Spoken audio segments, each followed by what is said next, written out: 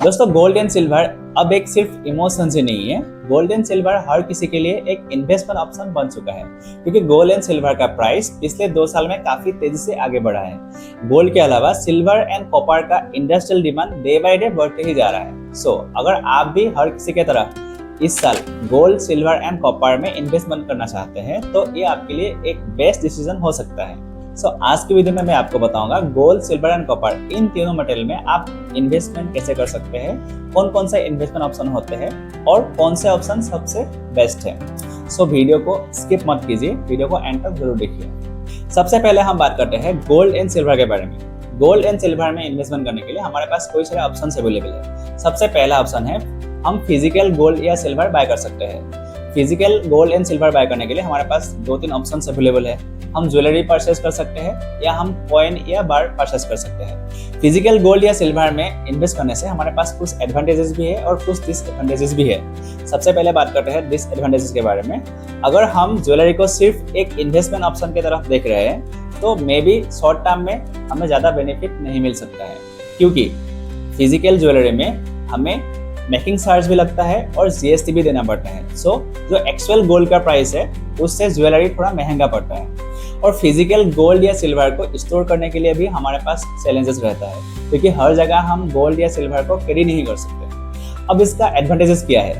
क्योंकि physical gold या silver सिर्फ ऑन पेपर नहीं हमारे साथ रहता है, तो हम इसको टच कर सकते हैं और फील भी कर सकते हैं। और अगर हमें कभी पैसों की बहुत बड़ा इमरजेंसी आ गया तो हम सिल्वर या गोल्ड की ज्वेलरी को कहीं पे हम गिरवी रख सकते हैं या बैंक में गिरवी रख के हम लोन भी ले सकते हैं और इंस्टेंट हम उसको सेल भी कर सकते हैं, जिससे हमें एक अच्छा लिक्विडिटी भी मिल जाता है। दूसरा ऑप्शन है डिजिटल गोल्ड।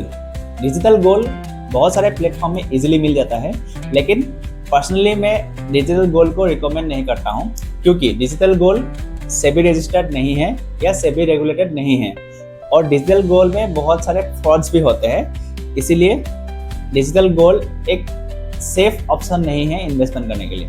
तीसरा ऑप्शन है गोल्ड एंड सिल्वर का ETF।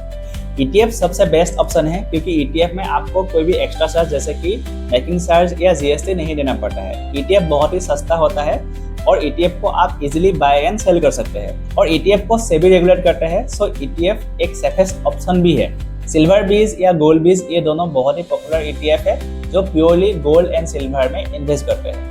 ETF के अलावा गोल्ड एंड सिल्वर का म्यूचुअल फंड्स भी अवेलेबल है, लेकिन म्यूचुअल फंड्स थोड़ा सा ज़्यादा एक्सपेंसिव है, क्योंकि म्यूचुअल फंड में आपको एक्सपेंस रेशियो थोड़ा ज़्यादा देना पड़ता है एज कम्पेयर टू ETF। और गोल्ड के म्यूचुअल फंड्स डायरेक्टली ETF में ही इन्वेस्ट करता है। बेटर ये है आप म्यूचुअल फंड्स में इन्वेस्टमेंट करने से अच्छा आप डायरेक्टली गोल्ड एंड सिल्वर के ETF में इन्वेस्ट करना, जो आपको थोड़ा सा सस्ता पड़ता है। इन माई ओपिनियन इन सारे ऑप्शन में से ETF सबसे बेस्ट ऑप्शन है, क्योंकि ETF में ज़्यादा एडिशनल कॉस्ट नहीं है। ETF सबसे सस्ता पड़ता है और ETF को आप इजीली बाय एंड सेल भी कर सकते हैं। तो ETF आपको थोड़ा ज़्यादा अच्छा लिक्विडिटी प्रोवाइड करता है। क्योंकि ETF सेबी रेगुलेटेड है, इसलिए ETF सबसे सेफ ऑप्शन भी है। अब बात करते हैं कॉपर के बारे में।